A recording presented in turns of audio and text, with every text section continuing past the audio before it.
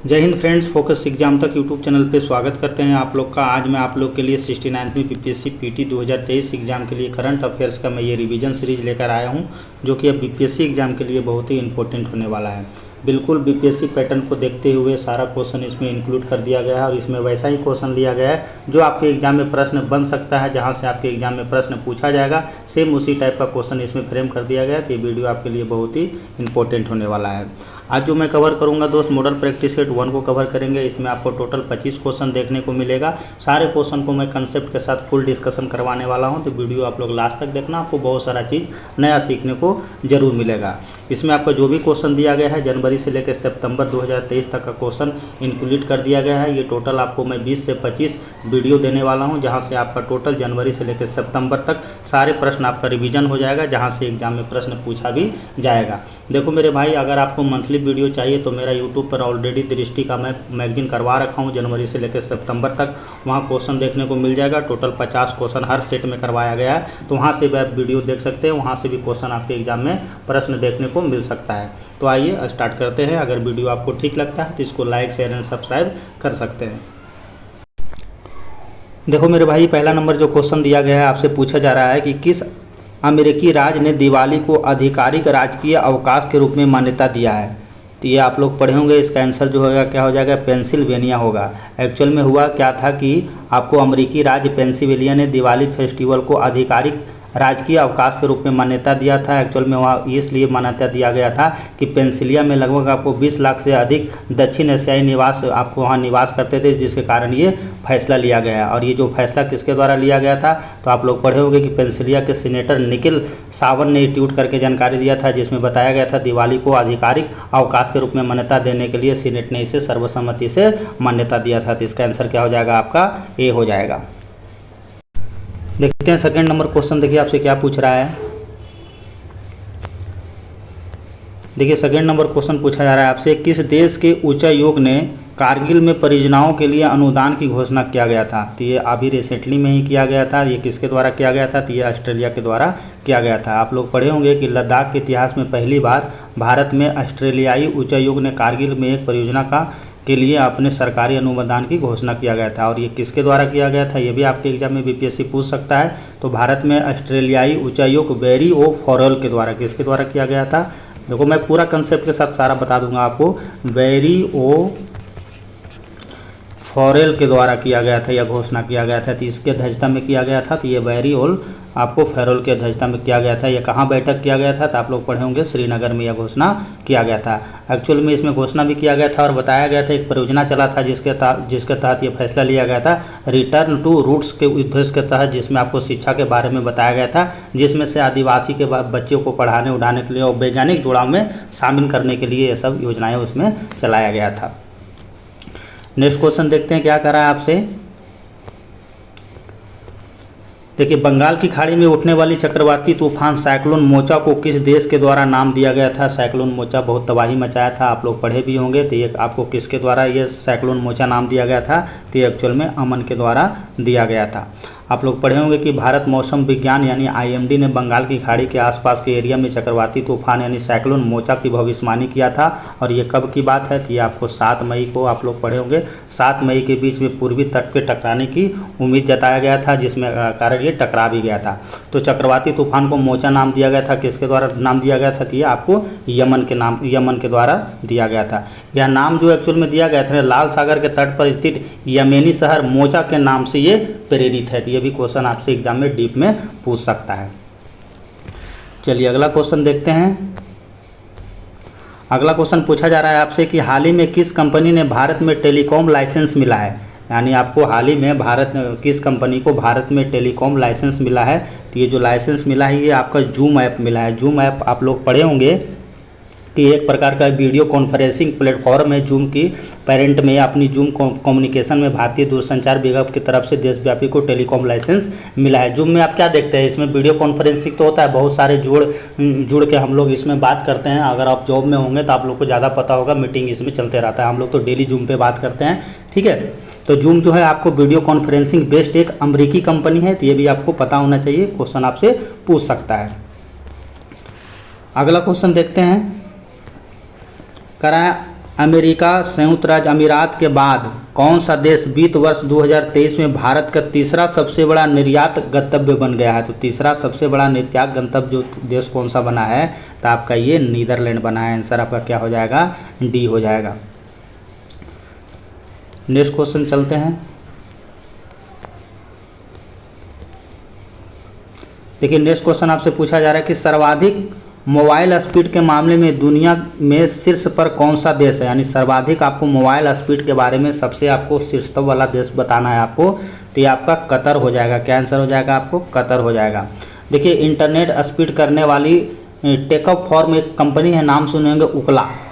उकला का नाम सुने होंगे आप लोग। उकला के द्वारा एक शुरू किया गया है। उकला ने हाल ही में एक ग्लोबल स्पीड टेस्ट जारी करने की घोषणा किया गया था उकला के द्वारा, जिसमें से बताया गया था कि कतर जो है आपको दुनिया का सबसे स्पीड देश मोबाइल स्पीड में आपका पहला स्थान पर है। ठीक है, लेकिन इसमें भारत का भी स्थिति आपको जानना चाहिए कि भारत भी पूछ सकता है। तो इसमें जो भारत का जो स्थान है मेरे दोस्त आपका कौन सा नंबर पर है?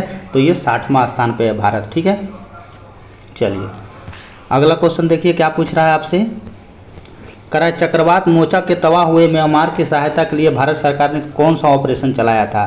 तो आप लोग पढ़े होंगे कि चक्रवात मोचा से तबाह के लिए म्यांमार की सहायता के लिए भारत सरकार ने करुणा ऐप चलाया था, यानी ऑपरेशन करुणा चलाया गया था। तो ये भी क्वेश्चन देखो इंपॉर्टेंट है, आपसे एग्जाम में प्रश्न पूछ सकता है कि चक्रवात मोचा में तबाह हुए म्यांमार की सहायता के लिए भारत सरकार के द्वारा ऑपरेशन करुणा शुरू किया गया था। इसमें आपको बताया गया था कि राहत सामग्री लेकर भारतीय नौसेना ने 3 जहाज यानी 18 मई को 2023 को भेजा था। ठीक है, 18 मई 2023 को भेजा था, जिसमें से आपको पता होगा INS शिवालिक भी था, INS कामपोर्टा भी था और INS सावित्री द्वारा मानवीय सहायता के लिए आपके द्वारा भेजा गया था, जहां से वहां पे बहुत सारे लोगों को सुरक्षित निकाल लिया गया था। एक क्वेश्चन और देखो यहाँ से पूछ सकता है कि 4 जनवरी 1948 को आपको म्यांमार ने बर्मा स्वतंत्र अधिनियम 1947 के तहत आपको स्वतंत्र हो गया था। तो ये भी आप लोग को पता होना चाहिए। चलिए अगला क्वेश्चन देखिए क्या कर रहा है। कर रहा है प्रधानमंत्री नरेंद्र मोदी ने एंथनी अल्बानीज के साथ मिलकर सिडनी ऑस्ट्रेलिया में एक हैरिस पार्क का नाम बदलकर क्या रखा गया है? देखिए बहुत इंपॉर्टेंट है। अभी हाल ही में ऑस्ट्रेलिया दौरे पे थे प्रधानमंत्री नरेंद्र मोदी, तो वहीं पे ये फैसला लिया गया था। तो इसका जो आंसर हो जाएगा क्या हो जाएगा? आपको लिटिल इंडिया हो जाएगा। क्या हो जाएगा? Little India. Little India. ठीक है, एक्चुअल में वहाँ ये हुआ था कि आपको यह घोषणा जो है ना अल्बानीज सिडनी में एक सामुदायिक कार्यक्रम में PM नरेंद्र मोदी जी के द्वारा किया गया था, जिसमें से आपको पता होगा कि हैरिस पार्क एक बड़े भारतीय समुदाय का घर है। वहाँ पे बहुत सारे निवासी रखते थे, जहाँ पे ये फैसला लिया गया था। प्रधानमंत्री नरेंद्र मोदी ने ऑस्ट्रेलियाई समकक्ष एंथनी अल्बानीज के साथ मिलकर सिडनी में एक उपनगर हैरिस पार्क का नाम बदलकर वहाँ कर दिया गया। सड़क का भी नाम था एक्चुअल में, पार्क बोल दो सड़क बोलो, हैरिस पार्क का नाम बदलकर लिटिल इंडिया कर दिया गया। तो ये भी क्वेश्चन आपके लिए इंपॉर्टेंट है। नेक्स्ट क्वेश्चन देखिए क्या कर रहा है। भारत ने प्रशांत देशों के साथ संबंधों को गहरा बनाने के लिए किस योजना का खुलासा किया गया है? तो एक्चुअल में भारत सरकार ने प्रशांत देशों के साथ संबंधों को गहरा बनाने के लिए 12 सूत्री योजना का खुलासा किया है। तो इसका आंसर क्या हो जाएगा आपको मेरे दोस्त? आपका ये बी हो जाएगा। नेक्स्ट पे क्वेश्चन देखते हैं। देखिए ये भी क्वेश्चन बहुत चर्चा में था, आपके एग्जाम में यहाँ से क्वेश्चन पूछने की पॉसिबिलिटी ज़्यादा है। ठीक है, अंतरिक्ष में जाने वाली पहली अरब महिला अंतरिक्ष यात्री कौन थी? तो आपसे पूछा जा रहा है कि पहली अरब महिला अंतरिक्ष यात्री कौन गई है लेटेस्ट में। ठीक है, तो इसका जो आंसर हो जाएगा आपको क्या हो जाएगा? सी हो जाएगा। रियाना बरनावी जो है आपको पहला अरब यात्री है, महिला है जो अंतरिक्ष में गई है। ठीक है, तो ये भी आपके लिए बहुत ही इंपॉर्टेंट है क्वेश्चन। अंतरिक्ष यात्री स्टेशन यानी ISS के लिए स्पेस में निजी मिशन के हिस्से के रेहना बरनामी अंतरिक्ष में जाने वाली पहली अरब महिला बनी है। तो इसको आप लोग जरूर याद रखें। नेक्स्ट क्वेश्चन देखते हैं क्या आपसे पूछा जा रहा है। देखिए 11 नंबर क्वेश्चन है, ये भी क्वेश्चन देखिए अच्छा है। करा शराब पर स्वास्थ्य चेतावनी लगाने वाला दुनिया का पहला देश कौन बन गया है? तो शराब यानी आयरलैंड जो है इसका आंसर हो जाएगा। आयरलैंड शराब पर स्वास्थ्य चेतावनी लगाने वाला दुनिया का पहला देश बन गया है। आप लोग पता है आयरलैंड मादक पेय पदार्थों के लिए अनिवार्य स्वास्थ्य लेबलिंग शुरू करेगा, जिसमें से आपको बताया गया था कि कैंसर, यकृत रोग, गर्भाशय के दौरान पीने में जोखिम भरे चेतावनियाँ दिया जाएगा और आपको खास करके ये सब करने के लिए मना किया जाएगा। नेक्स्ट क्वेश्चन देखते हैं दोस्त। कह रहा है कि माउंट अन्नपूर्णा पर चढ़ने वाले पहले भारतीय व्यक्ति कौन था? ये भी क्वेश्चन देखो चर्चा में रहा था। माउंट अन्नपूर्णा पर चढ़ने वाले प्रथम भारतीय व्यक्ति आपका अर्जुन वाजपेयी आंसर हो जाएगा, यानी आपका आंसर क्या हो जाएगा, बी हो जाएगा। भारतीय पर्वतरोही अर्जुन वाजपेयी माउंट अन्नपूर्णा पर चढ़ने वाले पहले भारतीय बन गया और ये दुनिया का 10वां सबसे बड़ा ऊंचा पर्वत है, तो ये भी आप लोग को पता होना चाहिए। ठीक है, साथ ही साथ अर्जुन वाजपेयी इससे भी पहले बहुत सारे रिकॉर्ड बना रखे हैं। इन्हें माउंट मैकालू पे भी चढ़े हैं, कंचनजंगा भी चढ़े गए हैं। ठीक है, तो बहुत सारे माउंट एवरेस्ट पे भी चढ़े हैं, तो ये सब रिकॉर्ड ऑलरेडी पहले वो बना चुके हैं। चलिए नेक्स्ट क्वेश्चन देखते हैं। देखिए ये भी क्वेश्चन बहुत अच्छा क्वेश्चन है। सर्वोच्च न्यायालय ने राष्ट्रीय उद्यानों या वन्य जीव अभयारण्य को आसपास पर्यावरण संवेदनशील क्षेत्र बनाए रखने के लिए आदेश में संशोधन किया। निम्नलिखित में से कौन सा स्टेटमेंट आपका सही है, ये बताना है। सुप्रीम कोर्ट ने अपने संशोधित आदेश ESZ के भीतर विकास और निर्माण गतिविधि पर पूर्ण प्रतिबंध हटा दिया है। ठीक है, ये स्टेटमेंट आपका। सेकेंड स्टेटमेंट है कि अनिवार्य ESZ प्रावधान राष्ट्रीय उद्यानों और अभयारण्यों पर लागू नहीं होगा, तो ये भी आपका स्टेटमेंट सही, यानी आंसर जो होगा मेरे दोस्त आपका सी हो जाएगा।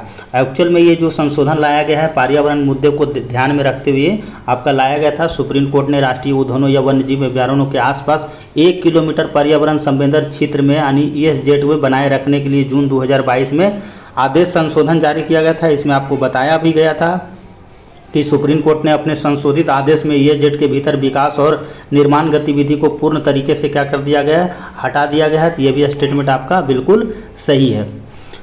दूसरा था कि आपको सुप्रीम कोर्ट ने कहा था कि 2022 में आदेश में ESZ पर लागू नहीं होगा, तो ये भी आपका स्टेटमेंट बिल्कुल सही है। ये आपको आदेश किसके द्वारा किसके अध्यक्षता में ये जारी किया गया था, तो जस्टिस आपको BR गवई और विक्रम नाथ संजय करोल के बेंच में जारी ये किया गया था। तो ये पर्यावरणीय मुद्दा है, तो आपके एग्जाम में यहाँ से भी क्वेश्चन पूछ सकता है।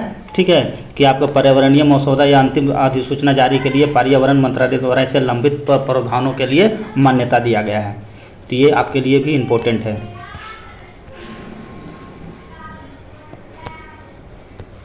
देखिए नेक्स्ट क्वेश्चन है, कृषि मंत्री नरेंद्र सिंह तोमर ने 28 अप्रैल 2023 को किस शहर में अपनी तरह का एक पहला मिलेट्स एक्सपीरियंसल सेंटर खोलेगा यानी लॉन्च किया है। ठीक है, MEC किसके द्वारा लॉन्च किया गया है, तो ये आपको नरेंद्र सिंह तोमर के द्वारा लॉन्च किया गया है। और कहाँ लॉन्च किया गया है, तो आपका ये नई दिल्ली में लॉन्च किया गया है। यानी कृषि मंत्री नरेंद्र सिंह तोमर ने 28 अप्रैल 2023 को, ठीक है 28 अप्रैल 2023 को नई दिल्ली में दिल्ली हाट में अपनी की तरह एक मिलेट्स एक्सपीरियंसल सेंटर का शुभारंभ किया गया है। तो आप लोगों को पता है इसका उद्देश्य क्या रहेगा, इसका पर्पस यही है कि ये आम जनता तक के जो मोटे अनाज जैसे बाजरा को अपनी पहचान बनाने के लिए प्रोत्साहित करने के लिए योजना शुरू किया गया है, किसके द्वारा, कृषि मंत्री नरेंद्र सिंह तोमर के द्वारा। नेक्स्ट क्वेश्चन देखिए क्या कह रहा है आपसे। नेक्स्ट क्वेश्चन है कि हाल ही में किस कंपनी ने नवरत्न सेंट्रल पब्लिक सेंटर एक्सप्राइज का दर्जा दिया गया है, यानी किस नवरत्न कंपनी को सेंट्रल पब्लिक सेंटर एक्सप्राइज का दर्जा दिया गया है। तो ये एक्चुअल में दर्जा दिया गया है मेरे दोस्त आपको रेल विकास निगम लिमिटेड को। आंसर जो हो जाएगा क्या हो जाएगा आपका, बी हो जाएगा। यानी वित्त मंत्रालय ने हाल ही में रेल विकास निगम लिमिटेड यानी RVNL, ठीक है RVNL, ये क्वेश्चन एग्जाम में पूछ चुका है, को नवरत्न सेंटर पब्लिक सेंटर एक्सपीरियंसर का दर्जा दिया गया है। और नवरत्न का पहली बार भारत सरकार द्वारा 1997 में आपको 9 पब्लिक सेक्टर को उद्यमों को दर्जा दिया गया था। ठीक है, कितना दिया गया था आपको, तो ये 1997 में। यहाँ से क्वेश्चन एक और पूछ सकता है कि वर्तमान में RVNL सहित 13 नवरत्न कंपनियाँ हैं, तो ये भी आप लोग को पता होना चाहिए। नेक्स्ट क्वेश्चन देखते हैं। देखिए ये भी क्वेश्चन बहुत चर्चा में था कि असम द्वारा सृजित विश्व के सबसे बड़ा शब्दकोश का क्या नाम दिया गया है। तो आप लोग पढ़े होंगे कि असम का द्विभाषी जो लैंग्वेज था शब्दकोश, दुनिया का सबसे बड़ा शब्दकोश कौन सा बन गया है, तो आपका ये हेमकोश बन गया है। यानी आंसर आपका क्या हो जाएगा, बी हो जाएगा।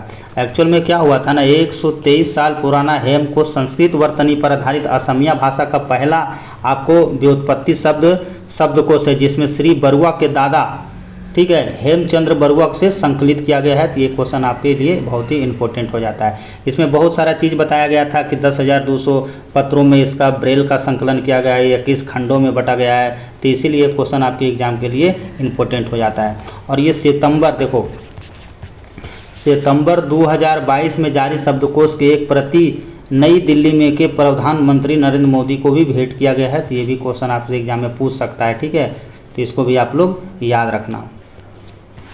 देखिए ये आपका लिथियम भी बहुत चर्चा में था, देखिए क्वेश्चन उल्टा सेट कर दिया गया है। कह रहा है जम्मू कश्मीर के बाद किस राज्य में लिथियम के भंडार पाए गए थे। आप लोग पहले पढ़े होंगे कि जम्मू कश्मीर में लिथियम का बहुत व्यापक रूप से मिला था, जिसके कारण जम्मू कश्मीर चर्चा में था। लेकिन यहाँ से उसके बाद जम्मू कश्मीर के बाद आपको लिथियम के भंडार कहाँ देखने को मिला है, तो ये राजस्थान के नागौर जिला में देखने को मिला है, जहाँ 80% आपको लिथियम देखने को मिला है। यानी राजस्थान के नागौर जिला में लिथियम के भंडार मिले। अधिकारी के मुताबिक नया लिथियम भंडार जम्मू कश्मीर में मिले, जो कि रिजर्व में बहुत बड़ा है। ठीक है, पहले तो आपको मिला था जम्मू कश्मीर में, लेकिन जम्मू कश्मीर से भी इसमें ज़्यादा आपको देखने को मिलेगा। या यहाँ मिलने वाली लिथियम की मात्रा लगभग बता ही दिया मैं, 80% की मांग को पूरा करता है, तो इसको भी आप लोग जरूर याद रखें। आपको पता है लिथियम का प्रयोग कहाँ किया जाता है। इसका उपयोग आपको मोबाइल, लैपटॉप, इलेक्ट्रिक वाहन और चार्जर बैटरी में भी इसका प्रयोग बहुत मात्रा में किया जाता है। पहली बार लिथियम कहाँ मिला था, ये आपको देखो वो भी पूछ सकता है। ये आपको जनवरी फरवरी में मिला था आपको जम्मू कश्मीर में, जिसमें 5.9 मिलियन टन का भी भंडार देखने को मिला था। नेक्स्ट क्वेश्चन देखते हैं। देखिए कूनो नेशनल पार्क अभी भी चर्चा में है, पहले भी चर्चा में था। कूनो नेशनल पार्क में 5 और चीते छोड़े जाएंगे या नेशनल पार्क किस राज्य में स्थित है। देखो कूनो नेशनल पार्क में आपको बहुत सारा चीता छोड़ा गया, बहुत सारे चीता का मृत्यु भी हो गया है, तो इसी कारण ये कूनो नेशनल पार्क चर्चा में है। कूनो नेशनल पार्क जो आपको कहाँ देखने को मिलता है, तो ये आपको मध्य प्रदेश में देखने को मिलेगा। देखो कूनो नेशनल पार्क के साथ साथ में बहुत सारा आपको हिरन जो है आपका जो रखा गया, चीते जो रखा गया है, वो बांधव में भी रखा, बांधव नेशनल पार्क में भी रखा जा रहा है। तो बांधव नेशनल पार्क भी चर्चा में आ गया है, तो इसको भी आप लोग याद रखना। ये बांधव नेशनल पार्क जो आपका भी मध्य प्रदेश में देखने को मिलेगा। चलिए अगला क्वेश्चन देखते हैं। देखिए नेक्स्ट क्वेश्चन है, कर्नाटक के नए मुख्यमंत्री के रूप में किसे चुना गया। अभी देखिए लेटेस्ट चुना हुआ था तो चर्चा में रहे थे, तो ये आपको किनको चुना गया था कर्नाटक के मुख्यमंत्री, तो ये सिद्धारमैया को चुना गया था। यानी कांग्रेस के शीर्षतम नेता सिद्धारमैया को कर्नाटक के अगले मुख्यमंत्री के रूप में नामित कर दिया गया है। और इसका जो उप मुख्यमंत्री किसे चुना गया था, तो ये DK शिव कुमार को उप मंत्री के रूप में चुना गया था। तो इसको भी आप लोग याद रखें। देखिए नेक्स्ट क्वेश्चन देखते हैं। 20 नंबर क्वेश्चन है, कर्तव्य पथ के पॉकेट मैप का अनावरण किसके द्वारा किया गया था। तो ये आपको नरेंद्र मोदी के द्वारा करवाया गया था। एक्चुअल में हो ये वहाँ पे ये करवाया गया है ना कि प्रधानमंत्री नरेंद्र मोदी ने कर्तव्य पथ के एक पॉकेट का अनावरण किया गया है, जिसमें से इंडिया गेट के जो आसपास के जो एरिया हैं वहाँ पे आपको विभिन्न स्थलों पे ऐतिहासिक सांस्कृतिक संस्थानों की जानकारी के बारे में बताया गया है। अलग अलग बोर्ड पे चिपका भी दिया गया है कि वहाँ पे कैसे स्वतंत्रता सेनानी हमारे देश को आज़ादी कराने के लिए क्या क्या योगदान था। तो इन सारे बिंदुओं को ध्यान में रखकर ये बनाया गया था। यहाँ से क्वेश्चन और पूछ सकता है आपके एग्जाम में कि पिछले आपको सितंबर महीना में राजपथ का नाम बदलकर क्या रख दिया गया था। आप लोग तो पढ़े होंगे कि राजपथ का नाम बदलकर क्या रख दिया गया था, तो यह कर्तव्य पथ रख दिया गया था। और वहाँ पे आपको सुभाष चंद्र बोस का नया मृत्यु का भी आपका स्टैचू का भी अनावरण किया गया था। तो ये भी आपके लिए इम्पोर्टेंट है। ठीक है, चलिए देखिए 21 नंबर क्वेश्चन है, मुंबई में एशिया के पहले आदमकद एनिमेट्रोनिक हाथी का अनावरण किसने किया था। देखिए इंपॉर्टेंट क्वेश्चन है। इंपॉर्टेंट क्वेश्चन इसलिए हो जाता है कि एशिया का पहला है। ठीक है, मुंबई में एशिया के पहला आदमकद यानी एनिमोट्रॉनिक हाथी का अनावरण किसके द्वारा करवाया गया था, तो ये आपको दिया मिर्जा के द्वारा करवाया गया था। एक्चुअल में ये पेटा के साथ जो बॉलीवुड अभिनेत्री दिया मिर्जा ने मुंबई में एक एली नाम के एक यथार्थवाद आदमकद एनिमोट्रेनी हाथी का अनावरण किया गया था। तो ये भी आपके लिए बहुत ही इम्पोर्टेंट है। जो आपका एनिमेट्रोनिक है ये आपका हाथी का नाम क्या है, एली है। ठीक है, एली। नेक्स्ट क्वेश्चन देखते हैं।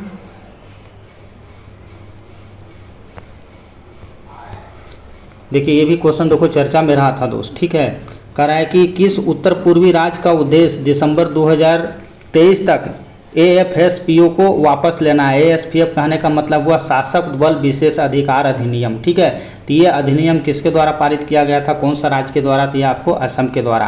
यानी असम के मुख्यमंत्री हेमंत बिस्वा शर्मा ने आपको 22 मई 2023 को घोषणा किया गया था, जिसमें राज्य 2023 के अंत तक शासक बल विशेष अधिनियम पारित करेगा, जिसमें से आपको AFSPO को पूरी तरह से वापस लाने का लक्ष्य निर्धारित किया गया है। तो ये भी आपके लिए बहुत ही इम्पोर्टेंट हो जाता है। ठीक है, ये जो नियम जो अधिनियम जो लगाया गया है कानून सुरक्षा बलों को बिना किसी पूर्व वारंट के अभियान चलाने और बिना किसी गिरफ्तारी करने के लिए अधिकार देता है। ठीक है, अशांत क्षेत्र अधिनियम जो कि 1976 के अनुसार इस बार एक बार अशांत घोषित क्षेत्र होने के बाद इसमें कम से कम 3 महीने तक यथा स्थिति बनाए रखने के लिए होती है। तो ये इसीलिए क्वेश्चन आपके एग्जाम के लिए इंपॉर्टेंट है, फ्रेम किया गया है। ठीक है, ये नागरिकता अधिनियम से भी जुड़ा हुआ है मैटर, तो यहाँ पे ये क्वेश्चन इंपॉर्टेंट है।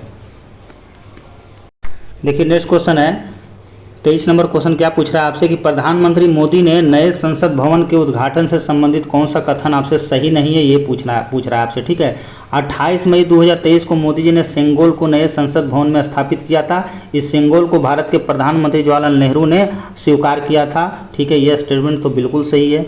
सेंगोल को प्रधानमंत्री द्वारा लोकसभा में स्थापित किया जाएगा या अमृत काल का भी प्रतीक माना जाएगा। दोनों क्वेश्चन सही है, दोनों स्टेटमेंट सही है। इसका जो आंसर हो जाएगा क्या हो जाएगा, सी हो जाएगा। एक और दोनों सही है। ये क्वेश्चन बहुत इंपॉर्टेंट है, आपके सेंगोल से बीपीएससी के एग्जाम में एक प्रश्न पूछा जाएगा। ठीक है, तो इसको मेरा डिटेल थोड़ा सा बताता हूँ। यानी नए संसद भवन के उद्घाटन के मौके पर नए संसद भवन में पीएम मोदी ने सेंगोल को स्थापित किया जाएगा, यह स्टेटमेंट बिल्कुल सही था। ये कब स्थापित किया गया है, तो आपको डेट याद रखना चाहिए। 28 मई 2023 को नरेंद्र मोदी ने सेंगोल को ग्रहण करेंगे और इसे नए संसद भवन में स्थापित किया जाएगा, तो ये भी बिल्कुल स्टेटमेंट सही है। ठीक है, इस सेंगोल को भारत के प्रधानमंत्री जवाहरलाल नेहरू ने 14 अगस्त 1947 को, देखो डेट याद रखना, 14 अगस्त 1947 को रात को ही अपने आवास पर स्वीकार किया था। और 14 अगस्त 1947 की रात को जवाहरलाल नेहरू ने तमिलनाडु के थिरुवदुरम अधिनम मठ, यानी इस मठ का नाम है जो आपको थिरुवथुरई अधिनम मठ और अधीनता यानी पुरोहित को सेंगोल ग्रहण किया था। ठीक है, उसी सेंगोल को प्रधानमंत्री द्वारा लोकसभा में स्थापित किया जाएगा और यह अमृत काल का प्रतीक माना जाएगा, ये भी स्टेटमेंट सही है। सेंगोल जो था मेरे दोस्त, आपको ये तमिल शब्द सेमई से लिया गया है। किससे लिया गया है, सेमई से लिया गया है। ठीक है, जिसका अर्थ होता है आपका नीति परायणता। ये भी आप लोग कई बार इसका अर्थ भी पूछ सकता है आपके एग्जाम में। देखो बीपीएससी का एग्जाम है तो आपको डीप में थोड़ा सा पढ़ना पड़ेगा। ठीक है, नीति परायणता। ठीक है, तो इसको भी आप लोग याद रखना। सेंगोल का जो अर्थ होता है नीति परायणता होता है। तो ये सारे फैक्ट था जो मैं आपको बता दिया हूँ, इसको आप लोग जरूर याद रखें। नेक्स्ट क्वेश्चन देखते हैं।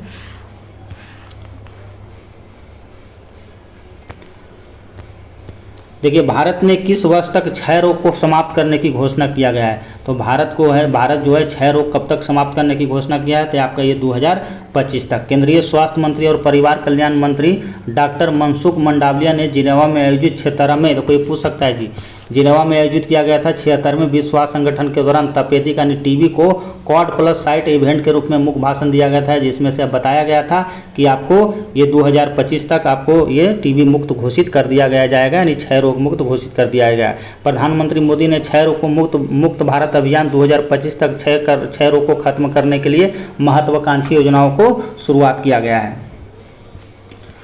25 नंबर क्वेश्चन देखते हैं क्या कह रहा है।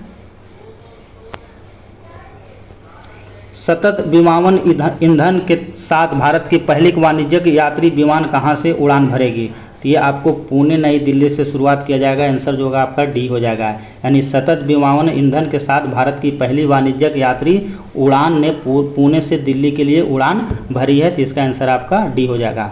इस टाइप से मेरे दोस्त मैंने 25 क्वेश्चन जो आपके एग्जाम के लिए इंपॉर्टेंट है सारा मैं बता दिया हूँ और आपका मैं डिस्कशन भी करवा दिया हूँ। जो बीपीएससी पूछा जाएगा सारे चीज़ को मैं ध्यान में रखकर आपको बता दिया हूँ, तो ये वीडियो आप लोग जरूर देखें, यहाँ से क्वेश्चन आपके एग्जाम में पूछा जाएगा। टोटल मैं देखो दोस्त आपको पता है 30 सितंबर को आपका एग्जाम होने वाला है बीपीएससी पीटी। ठीक है, मैं कोशिश करूँगा डेली एक वीडियो अपलोड कर दूँ, आपको 20 से 25 वीडियो मैं दे दूँगा, वहाँ से क्वेश्चन आपके एग्जाम में पूरा लड़ने की पॉसिबिलिटी रहेगा। साथ ही साथ देखो मेरे दोस्त मैं आपका ये जनवरी से